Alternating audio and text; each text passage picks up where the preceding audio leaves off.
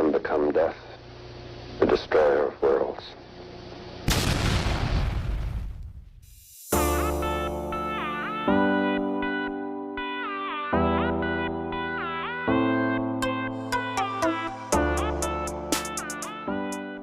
Long time no see, guys. I have not done a podcast it's been probably over a year. But new house. So, of course, we got to do a new podcast. And with the new house came some new Wi-Fi. So we have faster internet. So we were able to Zoom. And we have my guy, Brett Pape. Is that how you pronounce it? Pape, Okay. Brett Pape on Twitter at Brett Pape. He is joining me today for the first podcast in the new house. As you can tell, there's nothing going on behind me yet. Well, congratulations. Thank you. I appreciate that. So first things first, introduce yourself. Tell us, a little bit about yourself. Anything you want us to know right off the top. I'm Brett Pape, a longtime fantasy football player. That's how I got to meet you, Jace. I don't know exactly when it occurred, but sometime over the last 4 to 5 years on Twitter, being involved in the fantasy football space, we connected. It's been a long time fantasy player since 1994. Started. Oh, wow. It's been dynasty all the way through. Same league. COVID. With COVID came me finding out. Really, Twitter brought me to the sleeper, and then sleeper turns into next thing you know, you got 45 dynasty leagues. Oh yeah, totally. So, and that whole time frame and being on Twitter and learning more about, the strategy side and of fantasy football and then finding, people in which that I now have, I feel like they're trustworthy and people that I turn to as it relates to questions on rankings, questions on trades, questions on draft, all that stuff.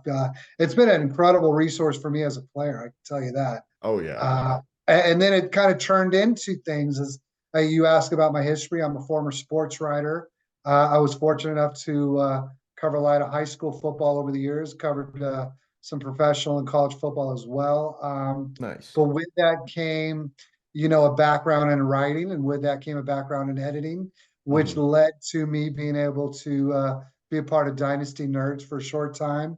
I got to meet and work with Dennis Bennett, who is the managing editor. He's culture coach on Twitter. Also worked with Kate and Michelle over at Ball Blast as an editor, and had my own podcast, still do.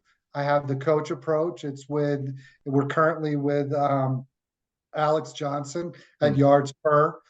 Formerly was with Christian Williams, and have a great co-host, and Coach Bruce. I don't know if you interact with Coach Bruce on Twitter. Great guy. Doesn't know if he's going to come back this year, so I'm kind of either a free agent or kind of figuring out what I'm going to do. So I was happy to come on. It gave me an opportunity to get back in front of a mic, which I love. Oh yeah. As far as coaching, I started coaching high school football as a junior at Fresno State. Coached at Clovis High School. Fell in love with high school football as a young kid. Our high school around the corner from where I grew up. Started going to high school football games as a 5-year-old. In 1976, we were very good. And it was just a place that I wanted to be part of that program. Right. So I was fortunate to go play for them. We were Southern Section champs my senior year. So I went away to college at Fresno State, then came right back home afterwards, started coaching at Antelope Valley High School. That's kind of I left that high school a couple years ago, and when I did, they put together this little thing for me. But regardless, great career that I had there. So I was fortunate enough to be head football coach there for a while. Spent most of my time as a coordinator. So coaching was the best. It gave me everything I have in life. So I was very fortunate enough to be able to be a part of that for so long. Yeah. And, with that being said, I didn't know that you coached at Antelope Valley. Actually, one of my buddies was the head coach for varsity there last year, I think, or the year before. And if not varsity, he was definitely JV head coach. One of the two. I can't exactly remember. But I just find that pretty funny, kind of a small world there. He was in Lancaster, California. He was at Antelope Valley High School. Yep. That is crazy. Yeah, his Wow. name is That is a small word. Tim Brandon on Tim Brandon. Okay. yeah. But I'll yeah, look into it. he actually has kind of been my like mini mentor in ways. I kind of Okay. go to him for coaching stuff, you know, just because that's Sure. kind of the tip we connected on. Yeah. But with that being said, what got you? I mean, I know you kind of went into it beforehand, but what like was the main catalyst that got you to begin coaching? You know, like what was that initial kick? I was very fortunate. I got into writing early. And what I Mhm. mean early is that as a sophomore, even though I was playing high school football, I would go cover, high school football games on Saturday afternoons for a Oh very wow. small newspaper, like just a weekly newspaper, and paid me $20, and it was pretty neat. I wasn't on varsity as a sophomore, so I also the '80s at Antelope Valley High School were some of the best years in the career there, as far as or the history there. Mm. So I would go and cover my own high school team for that paper. Anyways, that got me to Fresno State, where I received a journalism scholarship there, but it was a working scholarship. Mm. It was a great experience. When I say working scholarship, I worked for the athletic department, sports information department as a writer. So I was in charge of the women's swim team and it was actually the men's and women's swim team and the women's tennis team. And I would cover Mm. I worked hours upon hours, is my point. And this is how I got into coaching. Right. I was doing this and I said, hey, Dad, I'm not having fun. I'm working 40 to 50 hours a week. This isn't what I want to do. I'm going to give up the scholarship. And it was a non-paced working 40, 50 hours. I Ah, got I got a full ride there. However, I had to be there. I worked a lot. And right. I was married at the time. That was the biggest issue. Oh, If I went there and I wasn't married, I probably would have loved it. I was around college games all the time. I was very fortunate that Fresno State was really good when I was there. We had Trent yeah. Dilfer, who went on to win a Oh, Super yeah. Bowl. In fact, I was in as the sports information officer, I was privy to a lot of pretty cool things. And one of the things is I was walking from one side of the locker room after Fresno State played San Diego State. It was the last game of the season. And there was just a little cubby area or a little hole area in the locker room. And Trent Dilfer and Marshall Falk were sitting there talking. Wow. And I had to bring Trent into the press room for his, end of the game press conference. Mhm. And so I'm letting them talk, but I'm as close as I am to the computer, just kind of waiting. And Trent looks over at Marshall and goes, so you going out? And he goes, yeah, I'm leaving. So they were both committing, they're both telling each other, yeah, they're going pro. And I thought that was Right. pretty cool. That They're that's both pretty top six yeah. picks. So Pretty that was pretty badass, neat. man. But Yeah. when I had the phone call with my dad goes, so if you're going to give up the scholarship, how are you going to pay for school? And I joked Mhm. with him. I go, well, I hope Jim Pape, that's his name, I take the Jim Pape scholarship, which is what we ended up doing. But he asked me, Mm. well, what are you going to go do? I go, I don't know, Dad. I know that I was most happy in life playing Mhm. high school football.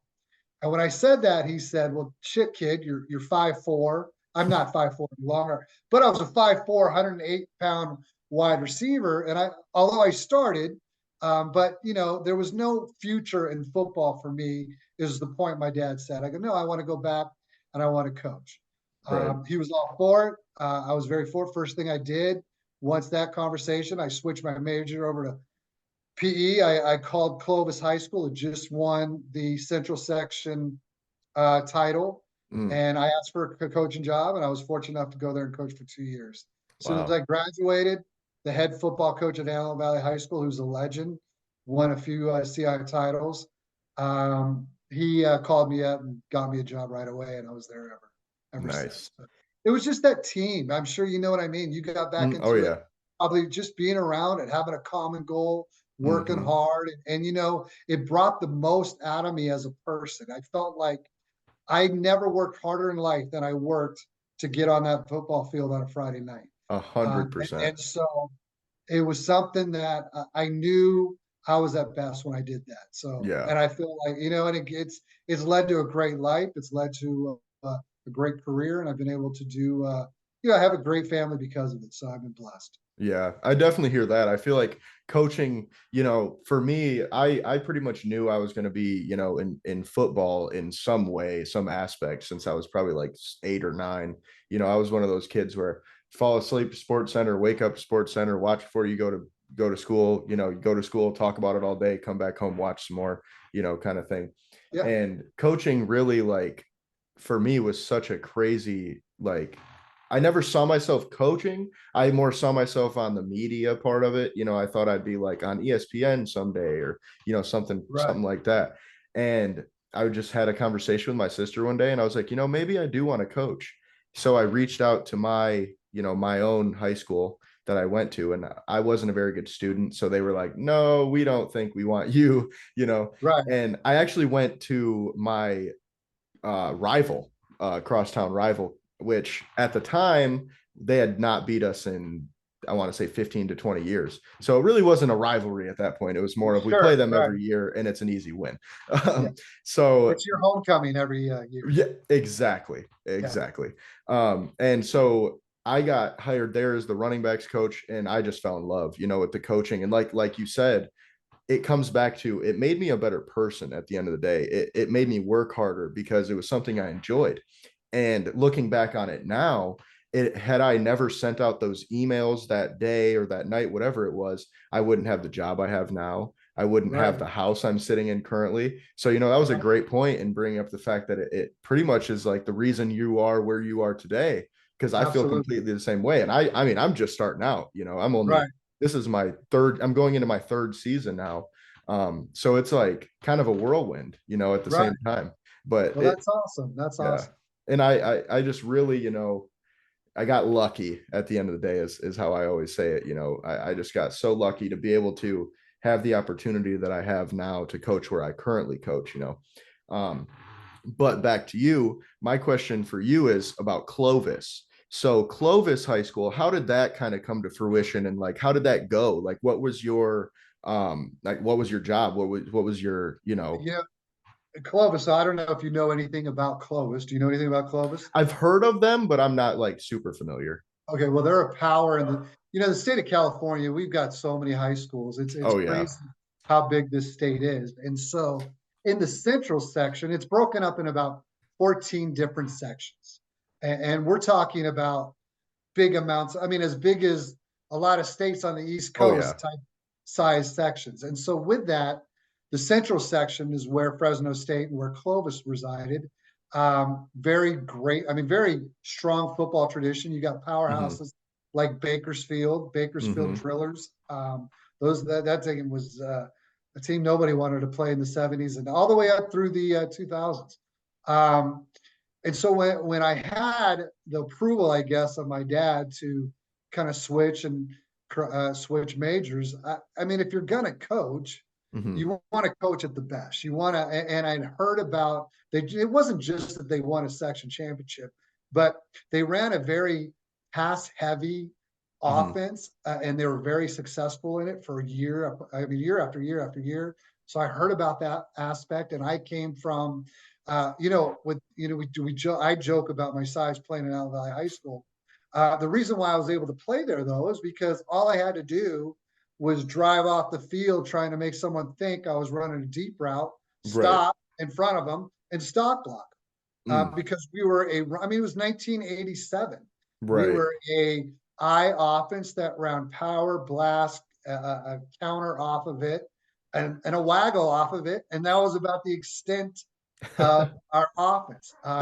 It's so funny you say that because I played in, I want to say I graduated in 2018 and sounds like my offense. Sounds like the exact same thing I had. Yeah, So, yeah. And there's nothing wrong with it. I mean, we uh, call it the faithful four. The faithful four, the four plays that we utilized, and that was basically a trap, a blast, which is an ISO in the A gap, and mhm, then we ran what we called a scissors play, and that's pretty much two plays with counters off each one. right. And keep it simple, stupid. Yep. That was kind of the philosophy back then, and over the years, it's just I've seen high school football become to a point where they have taken that game and brought it up, and now you see it at higher levels. I mean, the Hmm. spread offense, man, that started at the high school level, and now you Yeah. see it every Saturday and Sunday. So I wanted to learn from guys that were doing it in 1992, and Hmm. I was fortunate enough that, the reputation of the head coach that I played for, Brett Newcomb at Antelope Valley High School, is essentially what got me the job at Clovis. When I went in to go see this coach, who was equally a legend, Right. all I said, he goes, well, where did you play high school football? I said Antelope Valley High School for Brett Newcomb. He goes, okay, you're hired. I was hired as a wide receiver coach on the freshman football team. Mm. Um, and the coach there was the varsity baseball coach, who's now in the Baseball Hall of Fame for California for high school coaching. I mean, it was just another opportunity for me to be around kind of a Hmm. legend and to learn from him. So Clovis was one of the best experience. I never thought I was going to leave it, Oh and yeah. I didn't necessarily want to go back home. But when you grow up loving a high school and you grow up loving the coach, because his son happens to also be my best friend. So this Hmm. is a coach that I had known pretty close for a long time. And when he called and offered me the job, I mean, I couldn't say no. He's a Right. second father to me. So, and I have no regrets. Again, I was very blessed. I wasn't very successful in my time as the head football coach, but in my time as either a lower level coach or assistant at the varsity staff, very blessed to have the career that I had. Gotcha. So I guess my next question is, why do you think, because you just mentioned you weren't very successful as the head coach, and I've had this kind of, dilemma for myself, even where, Correct. the main goal is, oh, head coach, I want to be the head coach. Well, I was the freshman head coach last season, and I'm the O-line varsity coach now. And I'll tell you what, I don't think I want to go back. Like, Right. personally, there's too much for how much little, like, you actually end up getting in terms of, financials and all that kind of thing. So my question for you is, I guess it's a two-parter. Why do you think you weren't as successful as you would have hoped? And going back, do you think that, like, maybe you just weren't, like, meant to be a head coach, or maybe, like, it just wasn't for you kind of situation? I don't think the timing was right for me Okay. as the head coach at that time. I just had gone. I have a rather large family. I have 11 children, and Oh wow. at that time, I was a single father with not a very good relationship with the mother. Gotcha. And so that led to a lot of external, just stress that made me sometimes bitter, Hmm. and made me, it just didn't help. So, first and Right. foremost, it wasn't the best time of my life for that to have happened. Hmm. Secondly, it wasn't a great time for our school. We're somewhat, and I don't want to make excuses because we struggled academically for a long time, Yeah. whether it be for socio and economic reasons or whether it be, I'm sure if you've talked to your coach friend that you said that was at Antelope Valley High School, you told me, was that before the show or did we talk about that during the show? I That think that was was during the that show. was during. Yeah. Okay, so yeah, I think he could tell you that it is a school that does have some issues as it relates to financial support from the Hmm. community and Yep. from parents. So with that being said, our state kind of got taken over, or our school got taken over by the state, Hmm. which allowed students who we just weren't very, we dropped from 3,200 students down to Wow. 1,600 in a very short period of time. A Yeah. brand new high school opened up. I don't want to make a bunch of excuses. I I think the mean, biggest thing is, yeah, I think the biggest thing was, I wasn't ready. There mhm. was a lot to it. I came from being a either head coach at the lower level, strictly that, who helped out. And I mean, when I say I helped out, I was there every weekend watching film, doing Mhm. anything I could to help the varsity staff throughout. I was with the varsity staff, summers, all that time. But with that being said, it was my first time as the head varsity football coach. So I probably wasn't exactly ready. Right. It killed me. I'll be honest with you. The only reason why I decided to walk away from it because the struggling when a school had been so successful for so long prior to it, you kind of struggle with that, and I certainly Yeah. did. So I walked away because my own mental health and my ability to be the best person I was, it wasn't working at that time. So Yeah. never had an opportunity to be the head coach again after that, but I did go back to coaching. I was an offensive coordinator and a defensive coordinator and a special teams coordinator at the varsity level after that. And I could totally relate to your talking about, I don't know if I'll ever go back because it was the pressures of being responsible for everything Yeah. that a head football coach is. It is a lot. You got to Oh deal yeah. with the fundraising, you got to deal with the parents, you got to deal with the kids, and you got to deal with kids that, and this is what we talked about, or I talked about, being a small guy and fighting my butt off just to get on the field Hmm. at the varsity level and the amount of work that I had to put in and seeing kids that did give me that effort, Yep. seeing kids with God-given ability that, God, I wish I had, and wasting it either by not doing what they should do in the classroom Hmm. or not doing what they should do as far as on the practice field with it, either effort or not coming to practice. That was Yeah. something that was really difficult for me to take. And it's funny, I'm still coaching. I coach high school golf now. I live Oh, on a gotcha. golf course, so I coach golf there, but I think that I would be a much better coach now because just being in the position of having some peace in my personal life and not Hmm. having, my kids are pretty much all grown up and not having the stressors of the financial of being a single parent and all that. Uh, Right. I think I would be a much better coach now, mostly just because how I would relate to the kids. Yeah. I think you need to do two things. You need to really love and show these kids that you care for them because Yep. that is when you will get the most out of them. But what has to go along with that is you got to make them accountable. You got to make them be, have the things that they need to do. They got to have the discipline to come to practice. They got to have Hmm. the discipline to take care of. You talked about the fact that you weren't a very good student in high school, but you probably did enough to be on the field. Oh And yeah. that Oh yeah. Well, during and football season. correct, sure, sure. My point though is that opportunity that you got by being on the field and just doing the minimum to do on the field is Hmm. leading you to making a career out of Right. it. And just like it led to me making a career out of it.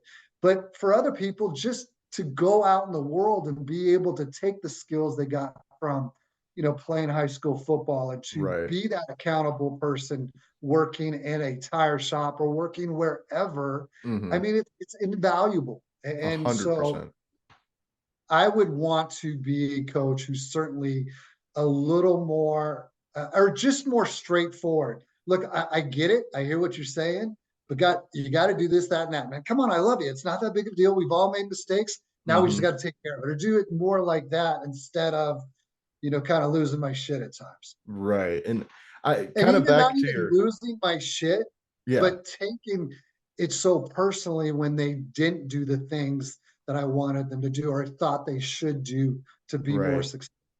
Taking that personally really kind of, that gets to you. Yeah. And when Throws a you can wrench in look everything. at it where you kind of got to not take it personal and Hmm. understand that your job is just to try and get them to go the right way and not, I guess you get what I'm saying. Oh yeah, I totally understand. And I mean, kind of back to your point about, going to Antelope Valley when they weren't at a great spot, in terms of the classroom, in terms of, the number of students that left and all those things. Because I know you said you don't want to make a bunch of excuses, but I wouldn't necessarily call them excuses. I do know what you mean though, in that same respect. But I would call those valid reasons, because as a Right. person right now that where I coach, I love the school. I work in the school, but I'll tell you, academically, we don't do very well. And we have that same issue where kids will come to our school for a year, see how it is, and then leave because there's three other schools of the same exact size within 5 miles. and Yeah. we have a crosstown rival that we're like trading players all the time because, the kid went there, coach didn't like him. He comes here, sits for a year, and then, it's just a constant revolving door. Right.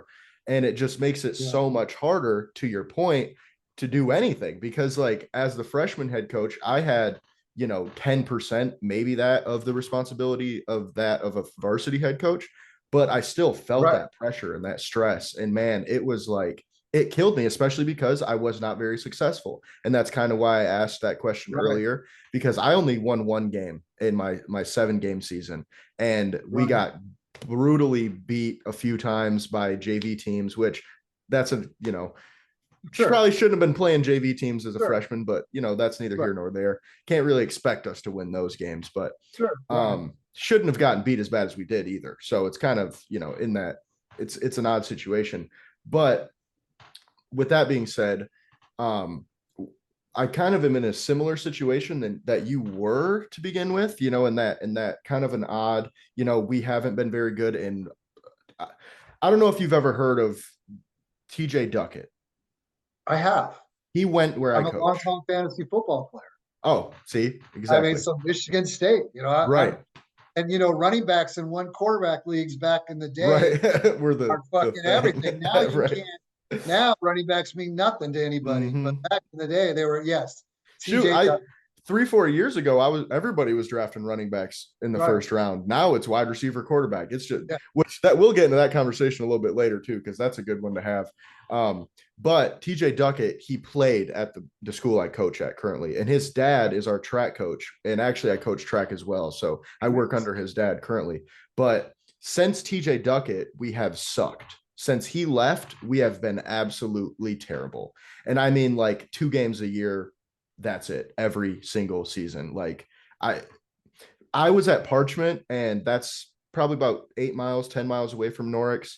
Norix has 1,600 kids, Parchment has 600, and I am confident we would have beat them for sure, like without a question, because we had a good coach, we had a legit program that he'd been running it for a decade since Right, middle school. You're running everything that you're going to run in varsity. So right, we were a machine, man.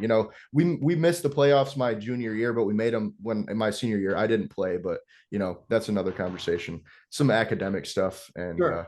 so, but yeah, I didn't play my senior year, but we ended up making the playoffs. And here at where I'm at now, we just have this mentality of losing. And I guess my question is, how would you like try to shake that? Because I've tried to like, explain to them like, look, man, we know that they sucked. We know that this team sucked, but that's not you. But still, there's like, especially when it comes to the crosstown rivals, because there's Portage Northern, Portage Central, and Kalamazoo Central that are good, Right. good programs, good football teams, and they're in the area and they win 6 games a year. We lose 6 games a year. So how would you kind of go about getting these kids bought in? The number one thing is we talked about it when I said what I thought the most important thing is, and that's Mm-hmm. the love, and that's the care, and that's Mm-hmm. you got to try and build a program that just the kids can feel like they're almost at home.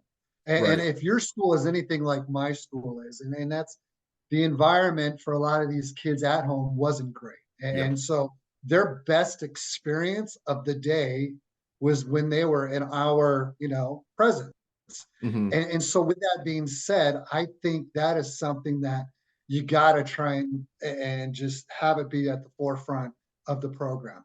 And Yeah. then the second, and that go, I think both of them, accountability. You got to run a program where these got part of, the love, part Mm-hmm. of caring for someone is making them accountable, is teaching them about those things. And so I think those two things, and then you move on from there, and then you just got to really believe in whatever program whatever system you're going to do. Mm-hmm. You got to stick to it. You can't be like I found myself at times, and part of it was I had a great athlete. Yeah. I didn't have a great quarterback, and I had nobody who can get the ball to this great athlete. But I also had this great athlete who wouldn't come to practice, who Mm-hmm. would say things that I would never say to a coach, and this and that. And the desire to win, this is the biggest thing that I found myself doing, is the desire to win and having nobody that I could put in any facet that could replace this kid prevented me from always making him accountable. And that's my biggest regret.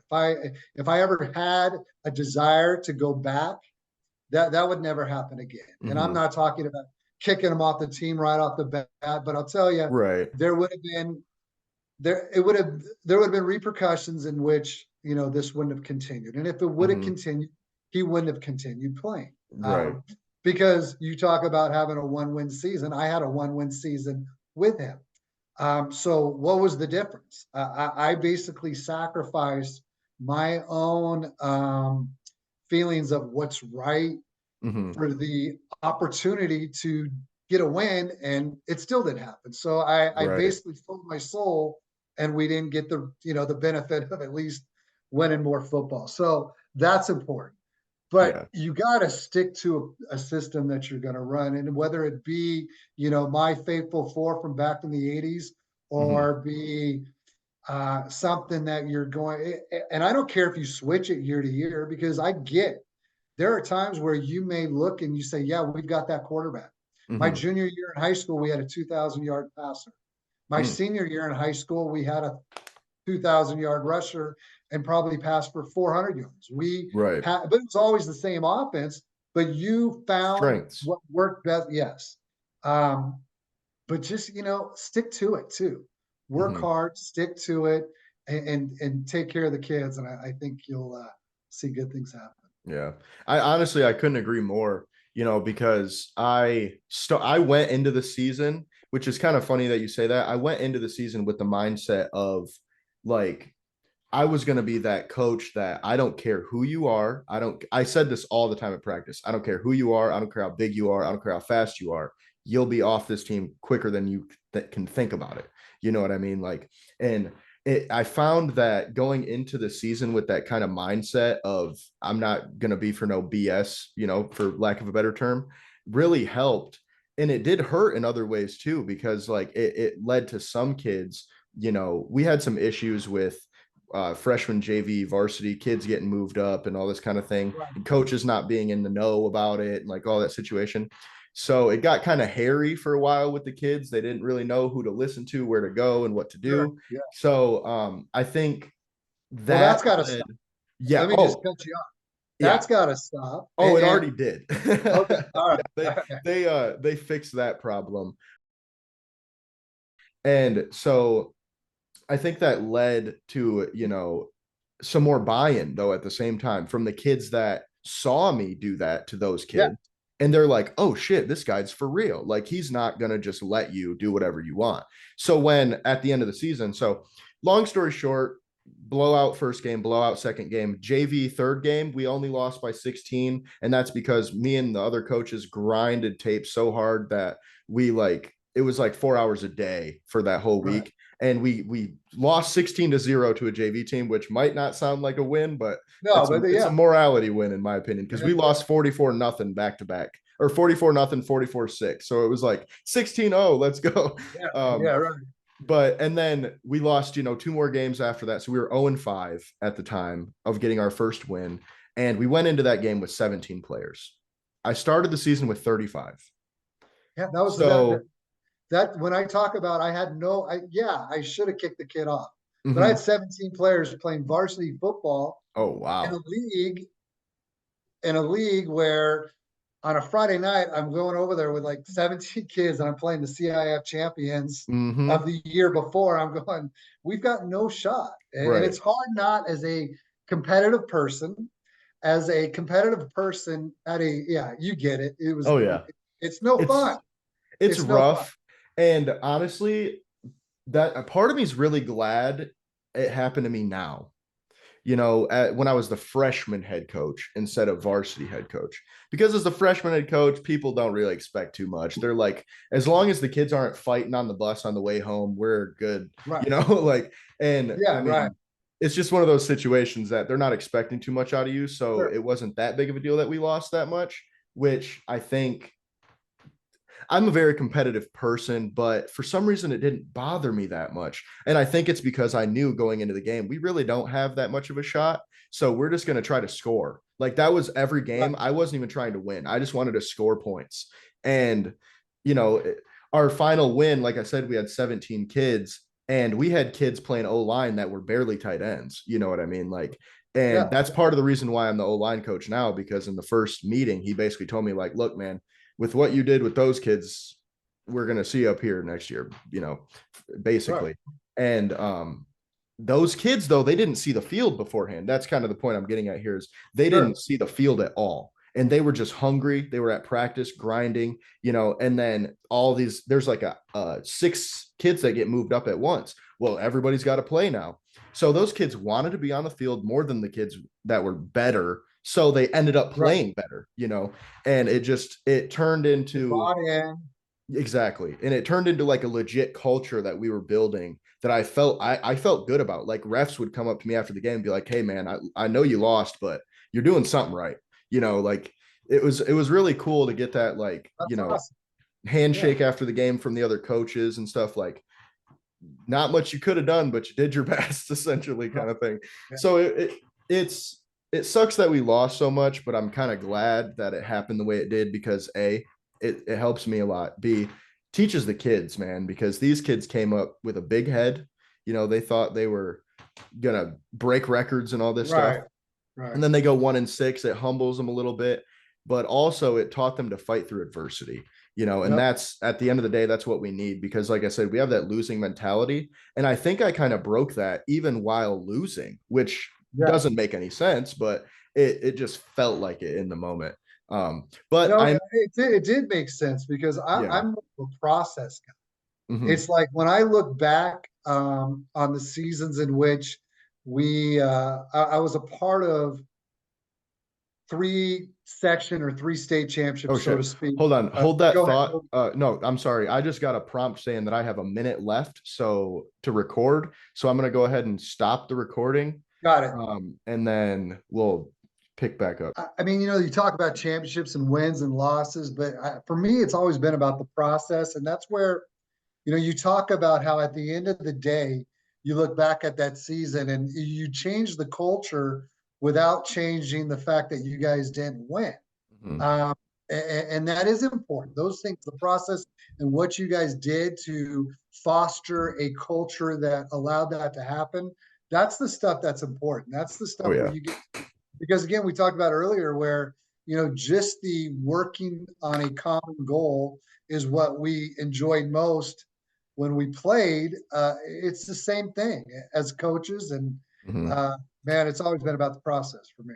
Yeah. And I totally agree there, because, you know, I think anything great is about the process, in my opinion, because whether it be life, even, I mean, you know, a lot of people tell you, don't focus on the end goal, focus on the journey to get there. And that's kind of how, you know, I'm glad you brought that up, because that's kind of how I look at coaching in general. I mean, everything is the process, you know, the process of scouting the kids, you know, to see, okay, what are they good at? What are they bad at? Then the process of putting them in the spots that they go, and, you know, et cetera, et cetera. It's basically a never ending process, you know, Yeah. if you think Yeah. about it that way. And, you know, coaching And it's for the same. I me, mean, I'm gonna interrupt real quick. yeah. It's the same thing in dynasty football. Everything's Oh, right yeah. now. It's the same in dynasty football. You just go from one season, and I don't even know which is my favorite season. I Yeah. don't know if it's like right now is a pretty fun time of the season for me. Right.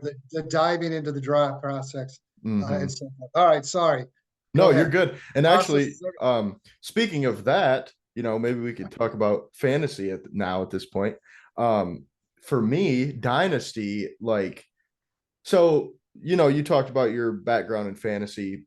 Basically, I started playing fantasy in like 2013, I want to say. So, like, not that long ago, but not that recent either. It's kind of it was an odd spot for fantasy football. Like Sleeper didn't exist yet. You know, everybody Right. was still on Yahoo and ESPN, and it was CBS like for us.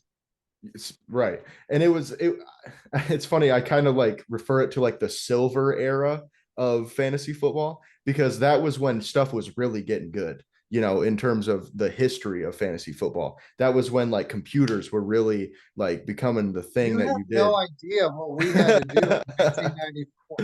Oh, dude. I'm talking crazy shit.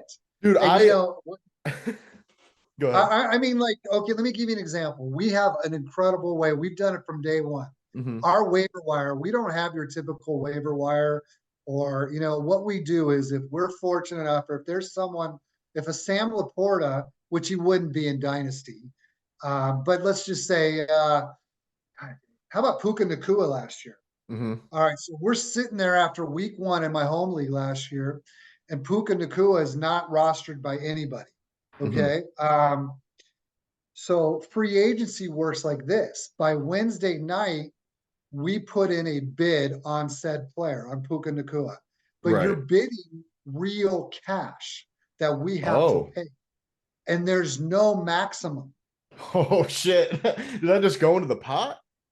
It goes into the winner pot at the end of the year. Okay. So like when we win fantasy football leagues, you're talking about, A lot. not huge, but thousands. Yeah. Um, Shit. and so yeah, I mean, it's pretty neat. It's pretty cool. Yeah. It's like, okay, you're like, honey, don't worry about it. Where do you want to go for spring break this year? Right. That's hilarious. Um, Like I thought I was cool because I won like 600 bucks on a couple different, not like on each, but total. I won like right, 600 on a few. And I was like, look at me, I'm out here balling on fantasy football. And it's like, fucking people winning 2,500 bucks or 5 grand or right, even more. right. Like shit. Yeah. So, but back in the early 90s, we can't just go on to CBS Sleeper or whatever and put Hmm. in our bid and walk away and just wait for them to. We had to, man, it's phone calls. He goes, all right, man, here's the deal. He said he'll go up to 84 bucks. How high are you going to go? Or he'll say, hey, he just has to ask us a number. So Hmm. we're like, I'll go to 175. And then you hang up, and then 5 minutes later, he goes, man, he said 175 too. What will you go up to now? And then that would just go on and then just totaling up scores. You can't Hmm. calling people up. What'd you get? I mean, it was nuts. And drafting over with every Honestly, like I I'm gonna almost feel like that'd be more fun in a way because it's more like realistic in terms of you got to call somebody like you're a real NFL GM and be like, "Hey bro, what do right. you want for, this guy?" You know, Yeah. I miss those times because I used to have I actually it's funny, I used to do like an old school league with just me and one friend. And that's why it was like that Okay. because there was no league no that you can make a two-person league. So we would just Sure. draft, like we'd be in school together and draft during lunch or something stupid. And Right. then I would just put together my stats. He'd put his together. We had like a formula. And I mean, it was fun. I'll never do that again. But it Right. was fun. But I would like to go back to that, let's call each other and let's figure out the waiver wire. Like it just seems so much more personal and like real. I think that I totally agree. The sleeper leagues, look, that brought me to a level as a fantasy manager, especially in my home league. Hmm. Man, I am so much better of a player now, and a Oh better yeah. a player, evaluating, Hmm. a better player, and just values everything in dynasty. a hundred At least percent. that's something that I don't veer off of that. I'm in the Hmm. middle of a sleeper draft right now. It's kind of a neat one. I'm a big, huge Dodger fan. Mm. So our Dodger big podcaster puts out sleeper football leagues, and they turn one into. It's always been redraft. I absolutely hate redraft. Same. I'm in redraft leagues with people in the industry because I want to be. Hmm.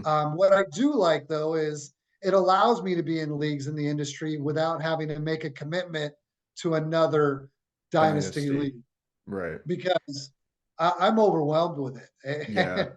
It's Well, too much. And mhm. you talk about fun and bringing back the phone calls. My home league is all I really think about. Now I'll dedicate a 20-minute period in my day or whatever and Yeah. go on sleeper and spend time, doing whatever.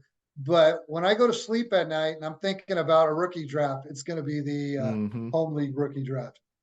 See, and I've got a league like that currently that is I don't know what the word is for it, but this guy basically put together like are you familiar with like soccer at all? Like English Premier League soccer?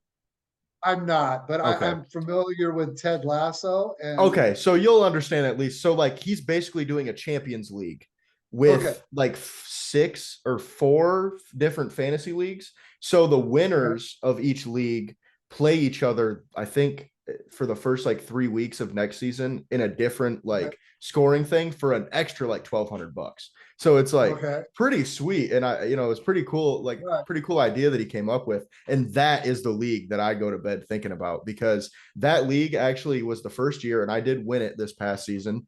Thank Oh, God, there you go. because that's where most of that money came from. It was like a $500 win or something like that. Okay. Yeah. But mainly because I made a big trade about halfway through the season, traded for Christian McCaffrey. Okay. And I got lucky because it was, no, never mind. It wasn't. I was going to say it was before the trade to Carolina, but that was last season, not this past Right. season. Right. But I got lucky. I only had to give up like a first and a running back, and I got Christian in a third. So it was like not really that big of a, Sure. and I won Those that league people, because of that. those ages out there. Yeah. Well, and the thing is, right now, I'm trying to sell him. Don't tell anybody, Yeah. but Right. it's Right. like, Yeah. I won the league last year. And at this point, because the way I build my teams is I hate the term win now. It's not real. If you're being win now, you're losing. Like, you're not doing it right, in my opinion. Because if you're over here trading all your picks so you can go get Devontae Adams and Amari Cooper and, all these old guys, well, what are you going to do in a year or 2 or 3, or if they get injured? We have a very similar attitude as far as, Mhm. I mean, I wouldn't even, I don't know if I would, the only position that I would veer off and maybe try and trade for an older guy in a type of win now situation would be a running back, Yeah.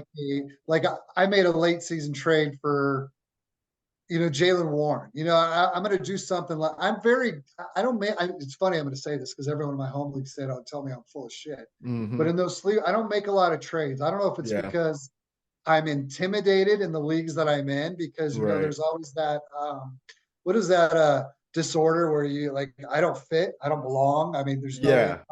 I should be in the same league. Imposter syndrome. Yeah, there you go. I shouldn't Yeah. be drafting with Matthew Berry right now. Right. Um, Right.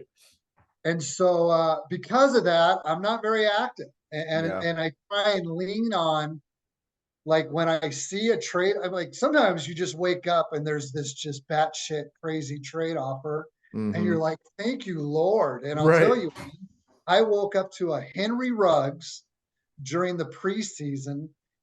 Henry Ruggs, me having Henry Ruggs trade for Justin Jefferson. I just woke up to that. And I'm Damn. like, so usually those are my type of trades that I mostly get in Yeah. sleeper. Sometimes I feel guilty because, listen, I have a very little presence on Twitter because I don't tweet much, and Hmm. I'm not really, other than my podcast, I'm no longer active with an identity like a Dynasty Nerds. So Yeah. with that being said, I just don't have the relationships, and it's just not. I don't have the time to put into it as far as making trades on there. It's not as much fun as the home league. Yeah. And I mean, I totally get that too. Like for me, you we probably I don't know if we would hate each other in the league, but we were complete opposites. I make so many trades. Like that's how I build my team. Like when I draft, a lot of the guys I draft to trade them, to be honest with you, because I know that guy values him way more than I ever would. Oh yeah, And I've gotten guys like David Montgomery, Terry McLaurin, like all types of guys a year before their breakout based on that. Like I traded right, Ezekiel Elliott and a third or a fourth rounder for David Montgomery, a first round pick, Keenan Allen, and something else. And this was like Zeke's last year as a Cowboy. right, So like those kind of trades I do all day. Like this year, I had a team that started 1-6, Brett. I said, there's 2 ways I could go with this. I could try to trade everybody away, which I did both. Okay. Long story short, I traded Stephon Diggs, got a haul. I traded another old guy and got a haul. And then I traded for Devontae Adams because all I had to give up was a second round for him. I got a first, a third, and some other stuff for Diggs. right. Doing all of these trades, getting more picks, I ended up with more picks than I had before, and I went 7-7 and made the playoffs. And that right there was just like that. That's how I build my teams. You know what I mean? I draft my That's how guys, I build my trade them. home league. That's why I said if Mhm. anyone heard me just say I'm not very active, I don't Oh think a lot yeah, of full of shit. my home league guys would tell me, shut the F up. 'Cause Right. I'm very active. I mean, I drive nuts. And Yeah. all I do is think about that league. So yeah, Mhm. it's much different thing and very similar. I killed last year's rookie draft and and the free agency, and so Mhm. I'm in a pretty good position right now. And I have the Yeah. 101 this year and the 106. So Nice. I'm not really I'm pretty strong at receiver though. But so at the 101, I mean, it's a no-brainer. You take Marvin in one quarterback league, but Right. Right. so Well, and nevertheless, yeah, and for me, like the team that I see, the team that I have in that one league, I think I have about 8 teams right now currently total. But in that one league, like I honestly don't even know how I won. Like my quarterback one is Jared Goff. My QB2 was like Sam Howell, I think, which Sam Howell actually was a decent fantasy quarterback. yeah, early on he was. Yeah, he kind of slowed down there at the Yeah. end. But I mean, like, my team wasn't like super stacked by any means. It was Right. just playoffs. Some guys went off. Amari Cooper carried me in week Yeah, yeah, two. that week 1 or 2, he Yeah, went 50 nuts. points. I was like, shit, here we go. Amari Cooper to the moon, man. And actually, I think I traded for him in that league too, which again, like I said, I hate the term win now, but I also hate the term rebuilding, right? Because in my opinion, Right. if you're doing fantasy football and you're rebuilding, you're wasting time. I don't know what you're doing. Like, I'm in the middle of a draft now, and I yeah. don't necessarily, I don't know how I feel about it, Mhm. first and foremost, but I don't look at it as I'm going to win this year. Man, I'm just going to outdraft these guys, draft Right. nothing but value. Figure like I'm sitting in there in the 6th round, and I go directly off my rankings, and Hmm. I mark off as I go. I'm in there in the 6th round. I'm going. I really don't want to draft a 30-year-old Devonte Adams. Like Right. I don't. But I'm sitting there, I'm going, but on your list, he's the number one guy. Just stick to it. At some Right. point this year, I could be sitting there week 3 and somehow, some way, Jaden Daniels has thrown, 4 touchdowns to him in 3 weeks. And now I've got an opportunity a couple weeks later, maybe to get Right. something with much better value. So Right. that's just I got to just stick to it, and I Yeah. just want to draft, and so again, it's the process. Wherever that gets me, however long it takes, I Hmm. believe in doing that, and I believe that if you trade Yeah. for value and trade for need, it's going to get there. When it Yeah. happens, I don't know. I hope it happens Exactly. soon Exactly. because I've invested a lot. I've invested mostly time, and I invested a lot of Right. money on the free agency. But it's just that's my team. Let's go. Right. But I love where I'm at. Yeah. And with that being said, like you said, the value, that really is the number one thing, period. It doesn't matter the age, because at the end of the day, like that's why I really don't subscribe to the specifics of win now or rebuilding, because if you are specifically going for win now, most likely you're going to start trading all your picks away, getting older dudes, you're You're going gonna, to tear your roster apart essentially. And then and then rebuilding, also when you're same thing. drafting, if you go into a rookie draft thinking this is my win now, I've got da da da Hmm. da, but I just need to fill this hole. Right. And by filling that hole, you're reaching on somebody in that rookie draft. Hmm. This year, you could have got Sam Laporta in the 2nd round and a lot of rookie drafts. But if you drafted off of need and you got a Tank Bigsby because I need a running back, and you're sitting there and goes, I don't need Sam Laporta. Hmm. Well, you just screwed yourself of the number one, ranked tight end in Dynasty right now. And Right. so Which I it, have him it's in up, 7 out of 8. So well, there as a Detroit fan, I expect that of we you. go. Yep. And which I had to trade up for him a few times. So, respect. But back on the value point of it, is that's where it all comes down to. I don't care who you're trading for or who you're trading, value. You know what I mean? Like Yeah. I'll trade anybody on my team. And my favorite thing to do is to take those big name guys that I don't love really and move them off, because these people, I don't know what it is, which some leagues I'm in, I will say there are some people that are a little, I don't know really what they're doing a lot of the time, like confuses me in some of the trades.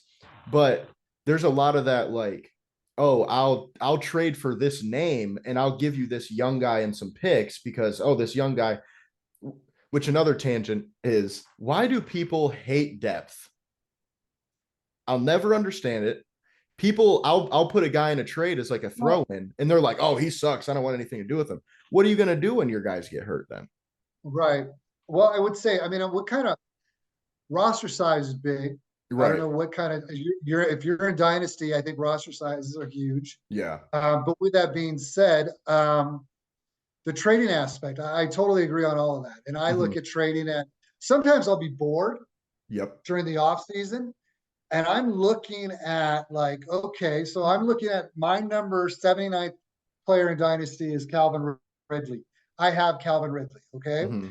I'm going to look 10 to 15 spots ahead of Calvin Ridley and just look at players and go, bam, there's a guy I'd really like. I think that guy could help me. The Mm-hmm. value says he's much better for me to have than Calvin Ridley because he's ranked 63rd, Calvin Ridley 79th. I'll just send that trade offer and Right. not even think about it. 2 or 3 Right. days later, boom, it's accepted. And I'm like, it's almost like trying to flip things. Like you ever Yeah. watch those shows where you get a guy who goes and buys an LA Dodgers sweatshirt and then he goes and sells it on eBay for $4. And so he's made Mm-hmm. a you know what I mean? And they just Yeah. progressively work up. I'll sometimes do those type of moves, hoping to just increase my value and just see what it gets me. Because Yeah. people in home leagues, people in general value people differently. Mm-hmm. Secondly, and then secondly, people don't know what the hell they're doing in home Nope. leagues. I mean, it's a which makes it difficult though, because when we talk about value trading strictly, Mm-hmm. if you can't get someone in your league to make deals that are equal value because they're still in that running back mindset, and you may be, and they're going to go, I'll give you Jalen Warren for Puka Nakua because they still have that value system that is based Yeah. off of, a lot. It's hard to make those type of deals. Very true. And with that being said, I feel like because I don't have any home leagues, like I've never had a Right. home league, so Yeah. I just wonder, like, what is that world like? Where you have a league you've It's been the planning best. forever. It's the best. You've got 12 people in the same group chat talking shit all the Mm-hmm. time, just living daily lives through each other. Mm-hmm. I mean, it's pretty neat. Yeah. And it's also pretty rough. I hate some of those guys sometimes. Right. The shit talking is tough. But to go to a live draft in Las Vegas year after year after year That's and to pretty spend dope. that time together and go out to dinner the night before. Some of them golf. We talked about it earlier, being a single dad. There was a Mm-hmm. lot of years where I would have to do it remotely, but as things change, I've been able to go a heck of a lot more. But it's those things that you don't get on the Yeah. sleeper leagues. It's pretty neat, and you don't have inactivity in Right. those type of leagues like you do in the leagues where there isn't the personality or the person to person relationships. Right. And personally, that honestly is like my biggest want is to have a league where we get together once a year, we do the draft, Yeah, and with a dynasty league, obviously it would just be the rookie draft, which would even be better because it's so much yeah, no, faster. that's badass. But it's Yeah, like it just seems perfect, and like I said before, the phone calls thing, it just honestly makes you feel like you're more involved, like it's more real. When I'm sitting here on Sleeper and I'm going through 8 different leagues, I'm clicking on this league, oh, who do I got? yeah. Oh yeah, shit, that's right, I got this guy. Like you forget who's even on your team half the time. No, I agree. And then when what I struggle with, this is why I feel almost guilty about falling into that trap during COVID and Mm-hmm. joining all these leagues. But by doing so, and also during that time, I was with Dynasty Nerds, or I was with, Ball Blast, or I was with my podcast, The Coach Approach, which, Mm-hmm. you know, we had pretty good viewings. We did, I mean, I enjoyed doing it, was the most important thing. But because of that, there was a level of guilt about just walking away from leagues. Like, Right. here's a guy who proclaims himself, and I don't proclaim myself. I proclaim myself as a person who's played the game a hell of a long time, who Right. enjoys doing whatever he can to be the best he can play it. But with that being said, it's always difficult for me to leave those type of leagues. So that's Mm-hmm. why the impersonal or the non relationships, it's Yeah. certainly not what you're going to get in that once a year meetings with your friends, the group chats Right. and all that stuff. And those are things, those are the best. Yeah.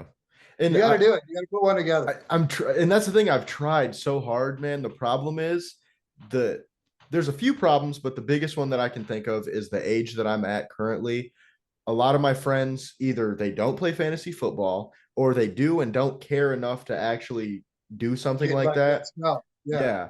Or finding enough people, honestly, like going on Twitter, it's easy to find people to fill a sleeper league, Right. right? It's Right. no problem. But the Which, problem is in year two when half of them leave because right.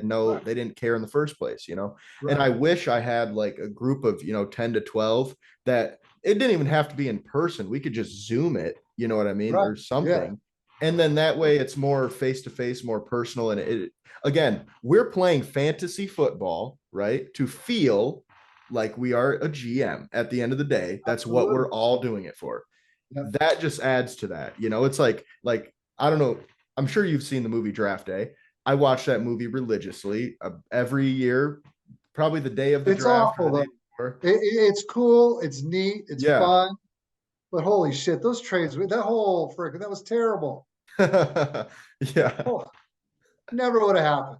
No, But yes, and I totally agree. And the thing I think with that movie for me is that it's very nostalgic because I went and seen it in theaters when it came out in like sure. Oh, 2014 or absolutely. whatever. It was a perfect time frame for you. Yeah, it's like I'm really getting into football. Like I was probably 2, 3 years into like playing and really being, obsessed with the game.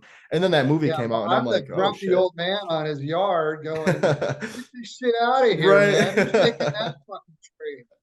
So we're Right. looking at it two different ways. Well, and you could say that throughout that whole movie too, honestly. Like Oh, the first yeah. trade, like what the hell is he doing? None of Especially the that fact stuff. that I'll offer Yes. you three and then he hangs up, oh, I got two for you. And he takes that. It's just like that would never happen, first of all. This dude's But just that's right. driving down the street. But I do love like without all the realism, obviously there's not a ton of realism. I love the realism of showing you what the like Sure. connectivity of the draft night and how the draft room and all that stuff is. And the ending, that's really what I love is the little piece of paper, I can't remember Yeah. his name, but whatever his name is, no matter what, that part of Right. that movie just it ties it all together for me. But back to fantasy football, it all comes down to like you said, that personal connection and feeling a little bit more professional, even I would say. It makes you feel a little bit more bought in so many Well, you ways. got to be accountable. I mean, you're more Yeah, accountable. You talk yeah. about people not wanting to, or people, selling out their teams or doing whatever. I mean, yeah, Hmm. it's just a different, you built relationships. And I would suggest to you, working in a high school, we were all sitting around in our teacher lounge back in 1990, the spring of 94. And, we had coaches, we're all coaches. Right, And we just put it together. And right. that's where I'll go. They're the people that you would have the opportunity to talk shit to on a daily basis. That's very true. And that's a good point because I have thought about it, but like most of the guys that I coach with right now, I don't think they play, but I'll Right. have to ask them and see because I've definitely Well, you'll thought about kick that their before. ass the first few years Right, true. until they learn how to play. It's True. perfect. Yeah, true. And then that way I can say, hey, see, I'm better than at you than something, like or There you better than you at something, you know.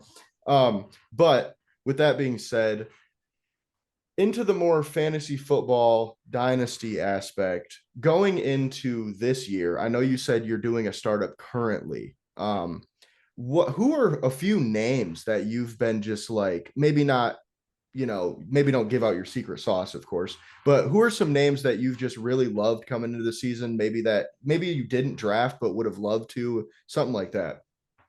Well, I haven't really dove much into it. In fact, this startup draft, I was just, because being in too many leagues, I've kind of Hmm. turned my notifications off a little bit on Sleeper. I shouldn't say a little bit. They've been All the off since about way. February. Yes. Hmm. Um, so this startup draft just kind of like hit me Hmm. out of the blue, and all I did was kind of put that up. But with that being said, I have dived in more into the rookie class, and this rookie class, Nice. it's weird. It is, but it's different because it's such a it's not a very good one running back class as far as the Sure. Bijans or guys like that. But I do like the value that you're going to get some of these guys. Hmm. And when I see that I may be able to get someone like a Trey Benson at 111, Yeah. I mean it's nuts. And it's but it's weird because that's like the consensus if you look at rankings. But Hmm. if you look at home leagues, it's not going to be that. You're going to see Right. those type of guys going much higher up. But with that being said, I love this class. These Yeah. receivers, being there at 101, I'm going to get Marvin Harrison.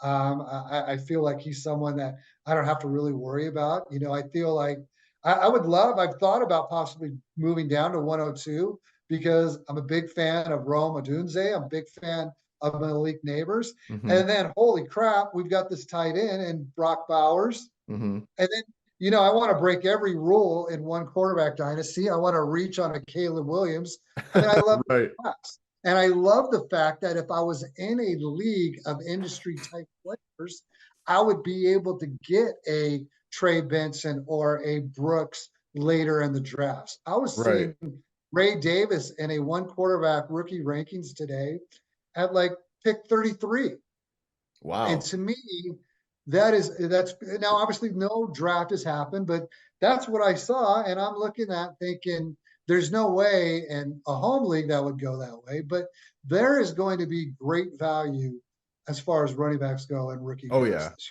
Well, and year. to that point too, this class, like you said, it's not very top heavy. There's no Bijan, there's no Jameer.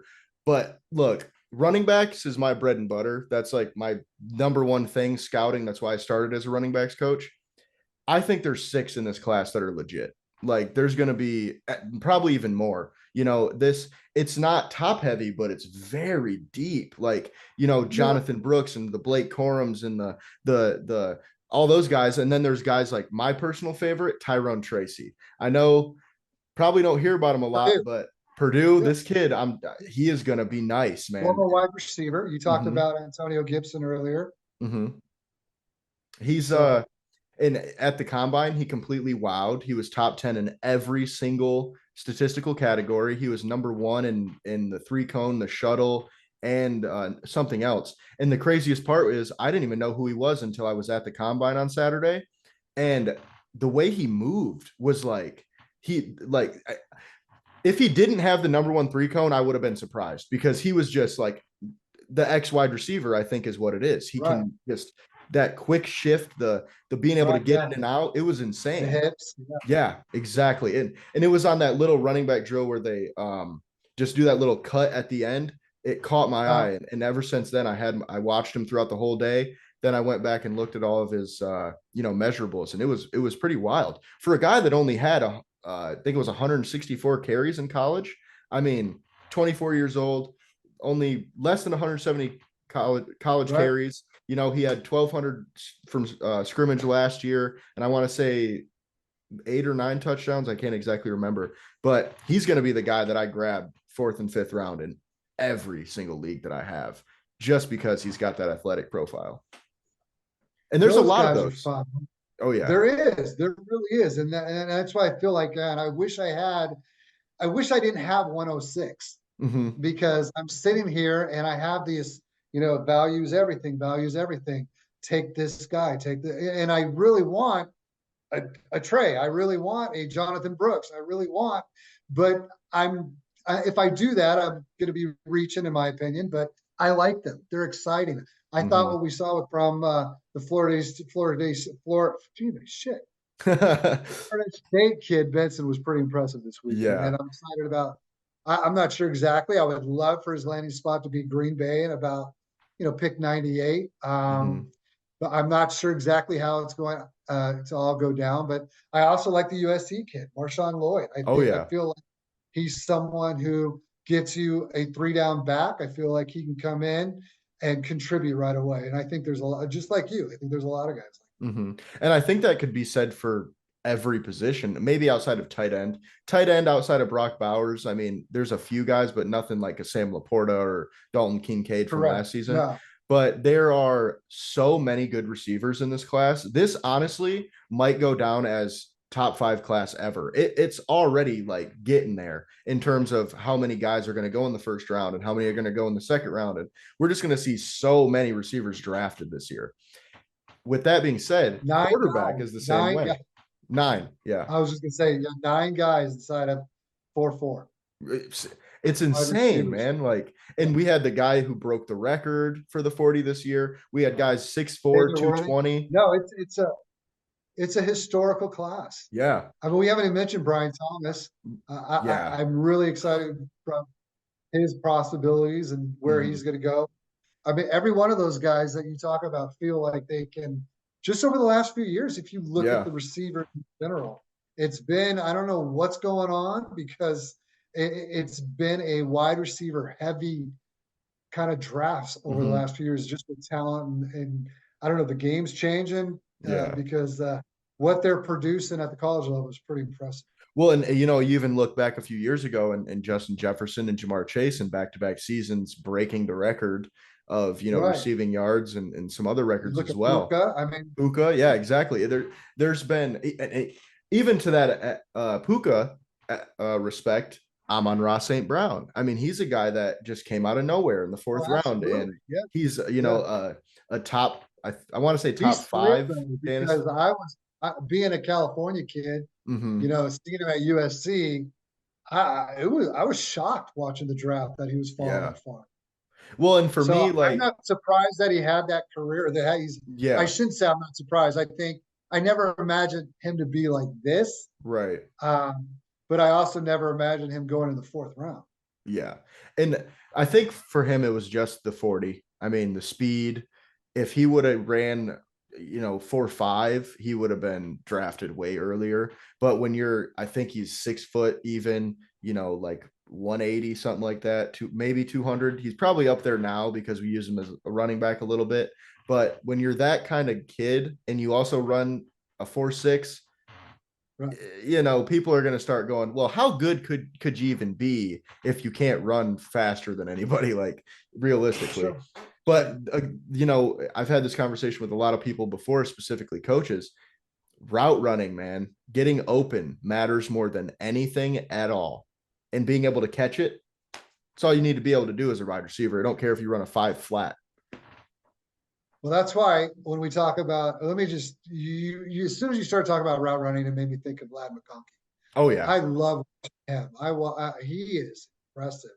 I yeah. don't like now when a lot of people in one quarterback leagues got him at 108, and I hate that because I thought I was going to be able to get him like at 10 or Mm-hmm. 202, but Mm-hmm. his value has just gone incredibly high. I'm really Well, excited about watching him. when you're a guy that comes out and is compared to Cooper Kupp and that kind of receiver, And then you you test that way. run a 4.4 Even and better. you're the Yeah, guy yeah. that's the route running savvy, not athletic guy, and then you show that you are a legit athlete. Yeah, Oh, no doubt. I could see him in my latest mock. I had him going 32 to Kansas City over Xavier Worthy because of I think about it this way: Rashi Rice, Lad McConkey. Those guys, in my opinion, are very similar, right? And I think that shows what the Chiefs are looking for in a wide receiver because of the offense they have. They don't want a guy necessarily that's going to go burn people, but can't, run the intermediate routes, Correct. can't catch the Yeah. ball. They want to throw intermediate routes and the guy catch it and run, and that's exactly what those two guys are. They're route runners first rather than athletes first, And in that offense, well, in all offenses nowadays, it's dink and dunk, it's short stuff. And then if it's open, we'll throw it deep. But I mean, actually, I saw this on Twitter earlier, which, gets me to this conversation. We're seeing safeties be devalued a lot because of that exact reason, right? Safeties are dropping because nobody throws it deep as much anymore. So you don't need to pay those guys top end money. They better be able to come up and play the run. Exactly. I'm also getting another time left thing. Go ahead. So I'm going to Hey, stop no problem. this. We probably should cut it down here pretty quick anyway. Yeah. My family just got home and I got to go to work in the morning. But Gotcha. Well, yeah, okay. Brett, I appreciate you for joining me. We had to cut this one short for some technical difficulties, but I appreciate for joining me, and I hope we can do this again sometime. Absolutely. Appreciate it. Like I said, it had been a while since I've been in front of a mic talking a little football, so I appreciate you having me on. All right, man. We'll see you. Have a good one. All right.